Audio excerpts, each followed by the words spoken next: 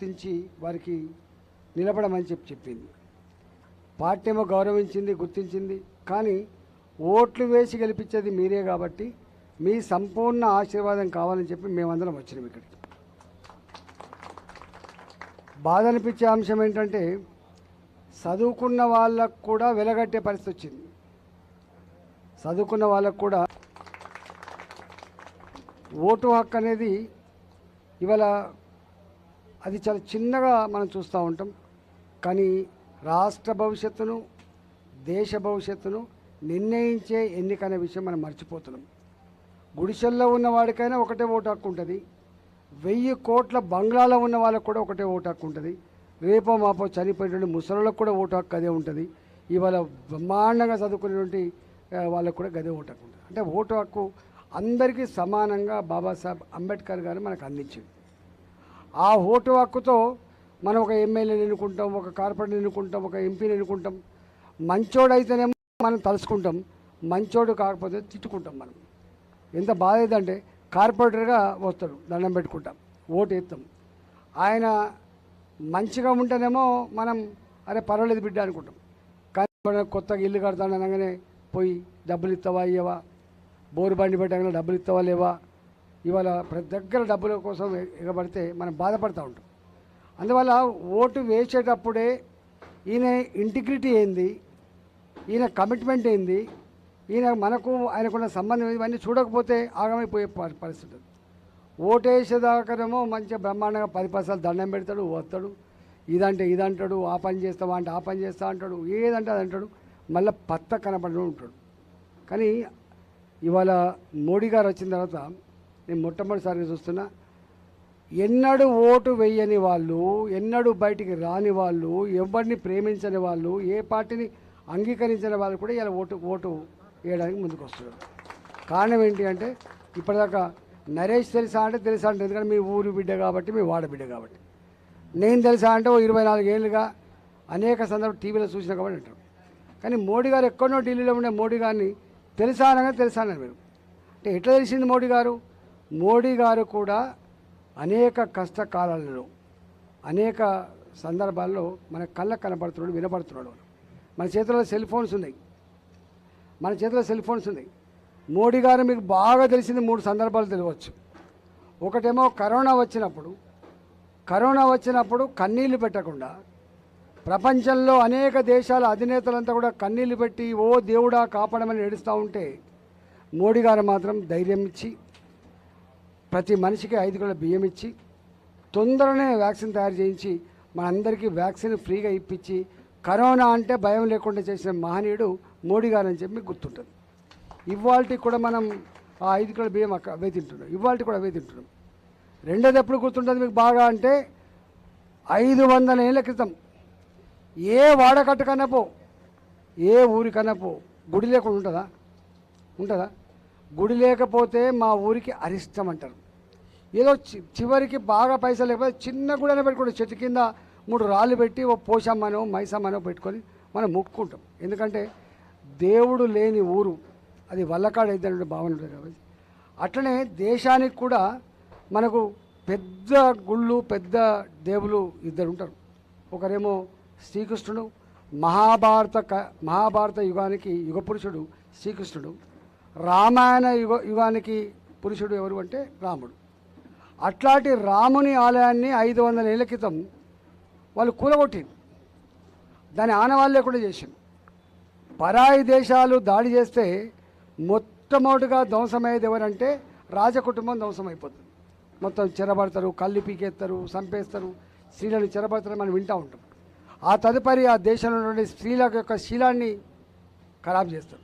ఆ తదుపరి గుళ్ళు లేకుండా చేస్తారు, సంస్కృతి లేకుండా చేస్తారు, ఆనవాళ్ళు లేకుండా చేస్తారు. అట్లా 500 ఏళ్ళ క్రితం కోల్పోయినటువంటి ఆ రామాలయం గురించి కొన్ని వేల మందికి పోరాటం చేసిండ్రు.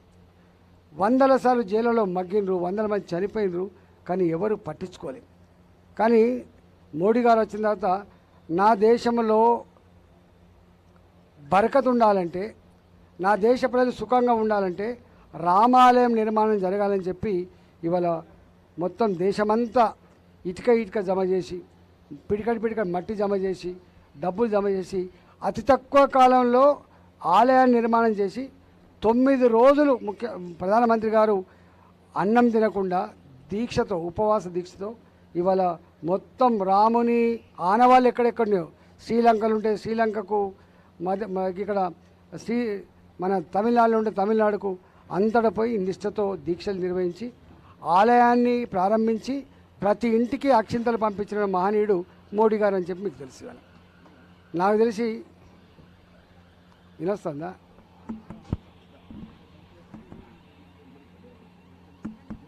హలో ఏం చేసినావు అన్న? వచ్చినావు మైక్ పని చేస్తారు.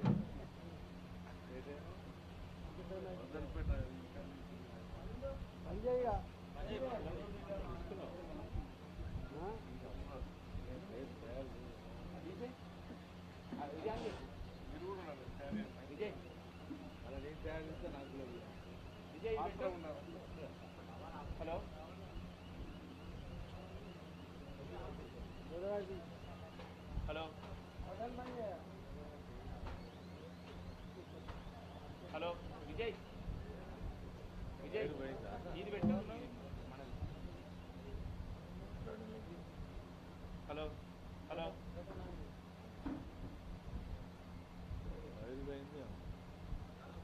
హలో ఈ బంద్ చేయి, బంద్ చేసి మాట్లాడు. ఎందుకు ఇక మాట్లాడు మాట్లాడు.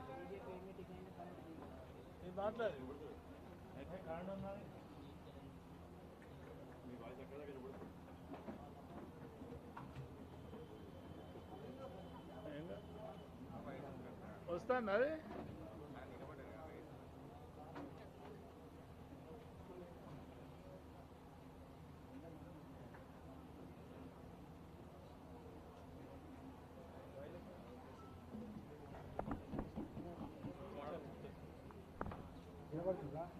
హలో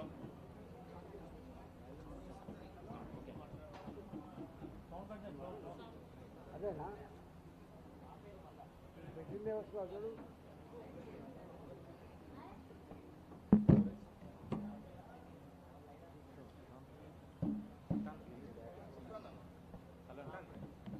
చిన్నగా వస్తాం. వినబడుతుందా? ఏం కాదు. హలో హలో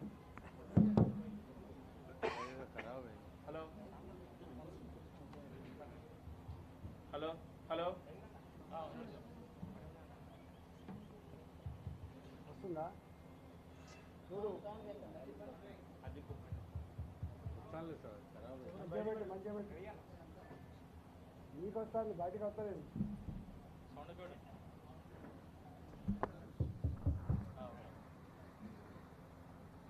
అట్లా 9 రోజుల పాటు ఉపవాస దీక్ష చేసి రామాలయాన్ని అందించి ప్రతి ఇంటికి అక్షింతలు పంపించాను అనుకుంటున్నాను. వచ్చినాయి మీ ఇళ్ళకు. ఎందుకు పంపించిండు? మీరంతా సుఖంగా చల్లగా జీవించాలని, దేశం గొప్పగా ఎదగాలని చెప్పి రామాలయం కట్టించాడు. అవునా? నాకు తెలిసి చిన్నపిల్లల నుంచి మొదలుపెట్టి ముసళ్ళ వరకు ఆ రోజంతా జై శ్రీరామ్ నినాదాలతో మారిపోగిపోయింది దేశం. అప్పుడు మోడీ గారు మీకు అందరు తెలిసిండు. మళ్ళా మోడీ గారు ఎప్పుడు గుర్తొస్తారంటే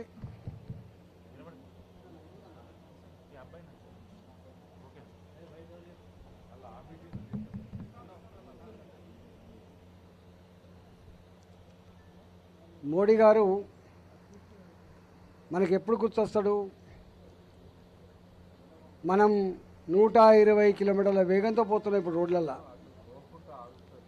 మన కట్టబడ్డ 6 ఓబీలు, కట్టబడ్డ 6 యూబీలు, ఇవాళ 120 కిలోమీటర్ల వేగంతో పోతున్న రోడ్లు, ఇవన్నీ మోడీ గారు వచ్చినాకనే మొదలైనవి. అంతకుముందు ఇంత పెద్ద రోడ్లు లేవు దేశం మొత్తంలో. అంతకుముందు కార్ల పైన, ఆటోల పైన ఎత్తేసి వస్తుంటే మనం ఆ నున్నటి రోడ్లన్నిటి కారకుడు ఎవరంటే మోడీ గారు. దేశం మొత్తం ఇచ్చింది. ప్రతి 6 నెలలకోసారి చదువుకున్న పిల్లలకు టెస్టులు పెట్టించి ఉద్యోగ పత్రాలు రూపాయలు లంచం లేకుండా ఉద్యోగ పత్రాలు ఇచ్చిన నాయకుడు నరేంద్ర మోడీ గారు. నరేంద్ర మోడీ గారు మీరు కూరగాయలు కొనుక్కోవడానికి పోయినా, చికెన్ తీసుకొచ్చుకోవడానికి పోయినా, పండ్లు కొనుక్కోవడానికి పోయినా మునుపటిక పైసలు పట్టుకపోవాల్సిన లేదు. ఏం చేస్తాను, గూగుల్ పే కొడుతున్నావా? షాపులకు పోతావు, గూగుల్ పే కొడతావు, ఫోన్పే కొడతావు. కారకులు ఎవరు తెలుసా మీకు? ప్రతి ఇంటికి ప్రతి వ్యక్తికి మీరు ఒక అకౌంట్ ఓపెన్ చేయండి, మిమ్మల్ని గొప్పగా టెన్షన్ నుంచి రిలీఫ్ చేస్తా అని చెప్పి ఇవాళ మొత్తం దేశంలో మీరు ఎక్కడికైనా పోండి, ఆమెకు చదువు రాకపోవచ్చు కానీ గూగుల్ పే చేస్తుంది. అవునా? ఆమెకు చదువు రాకపోవచ్చు కానీ ఫోన్పే చేస్తుంది. ఎక్కడికి ఇంతకుముందు 2000 రూపాయలు నోటు పట్టుకొని బస్సు ఎక్కితే కండక్టర్ 2000 రూపాయల నోటు చూసి సిల్లర్ లేదు పో దిగిపో అంటుండే. 2000 రూపాయల నోటు పట్టుకొని కూరగాయలు కూడా పోతే అమ్మ నాకు చిల్లర లేవు ఇప్పుడే గిరాకని చెప్పి ఆమె పంపుతుండే. ఎక్కడ చిల్లరతో సంబంధం లేకుండా గూగుల్ పే విప్లవాన్ని తీసుకొచ్చిన నాయకుడు మోడీ గారు. అమెరికాలో ఇదే గూగుల్ పే చదువుకున్న దేశంలో అమలు కావడానికి 10 ఏళ్ళు పడితే చదువురాని మన దేశంలో మహిళలు 3 ఏళ్ళలో నేర్చుకొని దాన్ని అమలు చేస్తూ ఉన్నారు కదా. అది మోడీ గారు తెచ్చింది. అంతేకాదు ఇవాళ మోడీ గారు వచ్చిన తర్వాత అది చెప్పడానికి చాలా బాధ అనిపిస్తుంది, చిన్న పని అనిపిస్తుంది. మీకు ఊర్లలో చుట్టాలు ఉంటారు. ఇందిరాగాంధీ గారు ప్రధానమంత్రి అయినరు, నెహ్రూ గారు ప్రధానమంత్రి అయినరు, అనేక మంది ప్రధానమంత్రులు పోయినరు, అనేక మంది ముఖ్యమంత్రులు పోయినరు. కానీ ఊర్లల్లో మహిళలకు గుడిసెలల్లో కానీ రేకుల షెడ్లు కానీ టాయిలెట్ లేవు. చెంబులు పట్టుకొని 3 గంటలకు రోడ్ల పండిపోయే పరిస్థితి ఉండే. చదువుకున్న పిల్లలు ఎవరైనా వాళ్ళ మిత్రులు ఇళ్ళకి వస్తే ఆ ఇంటికాడ టాయిలెట్ లేకపోతే అవమానంతో కుంగిపోయేవాళ్ళు. ఎవరైనా పట్టణంలో పరిచయమైన ఫ్రెండ్ ఇంటికి వస్తా అంటే కూడా మీరు రావద్దని చెప్పేది, ఎందుకంటే టాయిలెట్ ఉండే కాబట్టి. ఎవరైనా ఆలోచన చేసిందా? కానీ మోడీ గారు స్వచ్ఛ భారత్ కింద చీపురు బట్టి ఊడ్చిందని చెప్పి ముక్కు మీద వేలేసుకున్నారు. కానీ స్వచ్ఛ భారత్ కింద 12 కోట్ల గరీబోల ఇళ్లలో టాయిలెట్ కట్టించి మహిళలు రోడ్ల మీదకి పోయే పరిస్థితి లేకుండా చేసిన వాట వాస్తవమా కదా మీరు చెప్పండి. ఎంత బాధ ఉంటుందో, టాయిలెట్ అనేది చిన్నదే కావచ్చు కానీ ఎంత బాధ ఉంటుందో అది అనుభవించే వాళ్ళకి తెలుస్తుంది. ఇలా ఎందుకు చేసిన మోడీ గారు అంటే పేదోళ్ళ ఇంట్లో పుట్టిన బిడ్డ కాబట్టి పేదల గురించి ఆలోచన చేయగలిగిండు ఆయన. అట్లనే మన ముఖ్యమంత్రి ఏం చెప్పిండు? మోడీ ఏంది గీడి ఏంది, నేనే డబుల్ బెడ్రూమ్ కట్టిస్తా అని చెప్పిండు. అన్నాడా లేదా?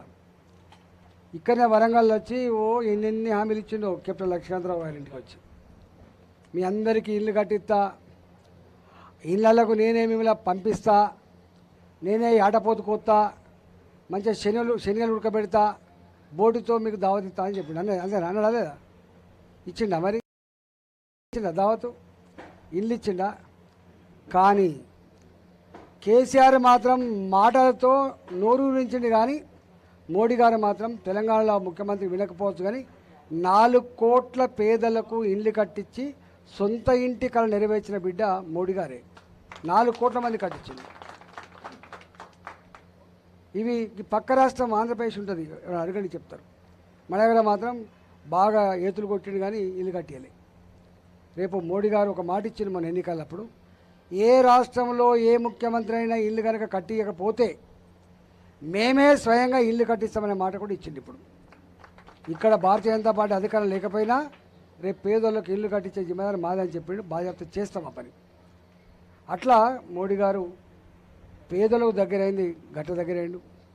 ఇంకా అనేక విషయాలనే ఇప్పుడు అవి చెప్తే ఒడవవు కానీ, ఎందుకంటే ఒకనాడు భారతదేశం అంటే పేద దేశం చెప్పుకోవడానికే సిగ్గుపడేది ప్రపంచంలో, అమెరికా ఇట్లా, ఎందుకంటే చాలా పేద దేశం అని చెప్పి. కానీ ఇవాళ భారత పౌరుడు ఎక్కడ ఉన్నా గల్లెగిరేసి నేను భారతీయులు అని చెప్పుకునే పరిస్థితి వచ్చింది మోడీ గారు వచ్చిందంట. మోడీ గారు అమెరికాకు పోయినా, మోడీ గారు దుబాయ్కి పోయినా, మోడీ గారు లండన్కి పోయినా మీరు చూస్తున్నారు, అక్కడున్న దేశ ప్రధానమంత్రులే ఆయన కాళ్ళకు దండం పెట్టి మోడీ గారు మీరు మాకు సాయం చేసిందని చెప్పే పరిస్థితి వచ్చిందంటే భారతదేశం యొక్క గొప్పతనం ప్రపంచంలో ఎట్లా ఎదిగిందో అక్కడ బతుకుతున్న వాళ్ళకి తెలుస్తుంది, లేకపోతే ఆ పిల్లలు మనకు ఫోన్ చేస్తే కూడా తెలుస్తుంది మనకు.